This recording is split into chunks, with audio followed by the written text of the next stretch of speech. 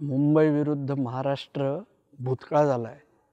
नवी महाराष्ट्र डर्बी आहे डोमेस्टिक क्रिकेटमध्ये मुंबई विरुद्ध विदर्भ. बघा ना, सलग दुसऱ्या वर्षी रणजी ट्रॉफीच्या नॉकआउट्समध्ये हे दोन्ही संघ एकमेकांसमोर उभे ठाकले.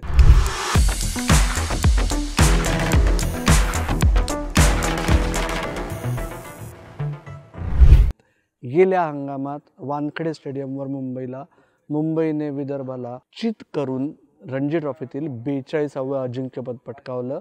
यावेळेस इथे विदर्भ क्रिकेट असोसिएशनचं जे स्टेडियम आहे जामठ्याला नागपूरच्या जवळ, तिथे रणजी ट्रॉफीचा उपांत्य सामना याच दोन्ही संघांमध्ये होणार आहे.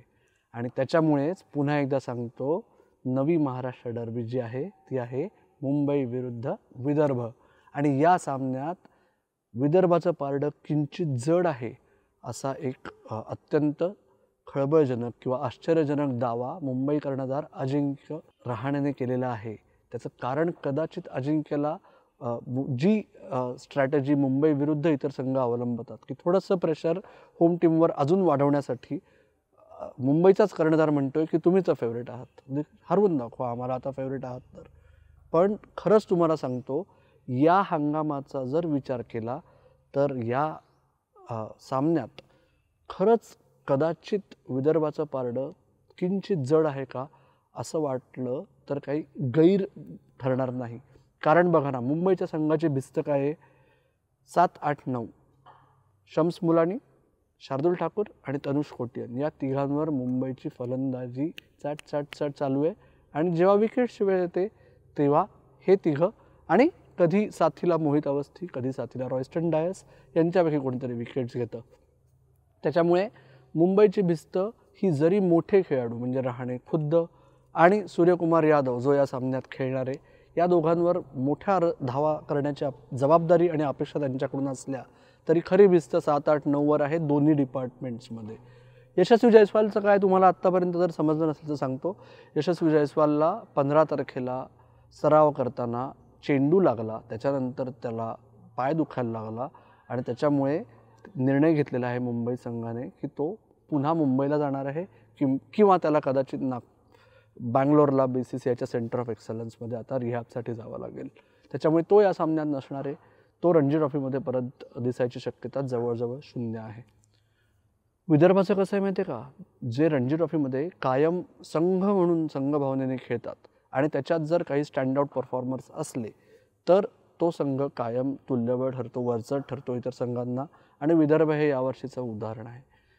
आत्तापर्यंत एकही सामना आउटराईट न हरण्याचा पराक्रम या हंगामात विदर्भाने केलेला आहे. लीग स्टेजमध्ये त्यांनी 6 विजय मिळवले होते आणि क्वार्टर फायनलमध्ये त्यांनी तीच कामगिरी पुन्हा करून दाखवली. त्याच्यामुळे विदर्भाच्या बऱ्याच अंशी लोकांना असं वाटतं करुण नायरमुळे चालणारी टीम आहे. तर थांबा, करुण नायर हव्या तेव्हा धावा करतच आहे. तीच गोष्ट ध्रुव शोरी जो दिल्लीचा, हे 2 गेस्ट प्लेयर्स सोडून द्या, अथर्व तायडे त्यांच्यासाठी अधूनमधून धावा करतो. यश राठोडचा एक्सेप्शनल सीझन झालेला आहे. डावखुरा फलंदाज आहे, चष्मा घालून खेळतो आणि अत्यंत अभ्यासू मुलासारखाच अभ्यासू फलंदाजीसुद्धा करतो. आणि सर्वात मोठा कळस चढवलेला आहे हर्ष दुबेने. लेफ्ट आर्म स्पिन गोलंदाज आहे आणि लेफ्टी बॅटिंग करतो 7 नंबरवर, ती परत क्रिटिकल ऑलराऊंडरची पोझिशन. आणि तिकडे हर्ष दुबेनी 50पेक्षा जास्त विकेट्स आणि 400पेक्षा जास्त धावा पटकावण्याचा पराक्रम केलेला आहे. त्याच्यामुळे हर्ष दुबे हा विदर्भाचा यावेळेचा स्टँडआउट परफॉर्मर आहे. ते दोघंजणं जर हीच कामगिरी परत करू शकले तर घरच्या मैदानावर विदर्भाला थोडासा सपोर्टसुद्धा मिळेल. बाकी प्रेक्षक जरी कमी आले तरी क्रिकेट फ्रेटर्निटी आणि प्लेयर्सच्या फॅमिली यांच्या पाठिंब्याच्या जोरावर विदर्भ कदाचित कमाल करू शकेल. आणि एक लक्षात घ्या, शेवटचं जेव्हा मुंबई विदर्भामध्ये सामना खेळली 2018-19च्या हंगामात, तेव्हा मुंबईला विदर्भाने एका डावाने हरवलं होतं. त्याच्यामुळे तीही विदर्भाच्या दृष्टीने जमेची बाजू आहे.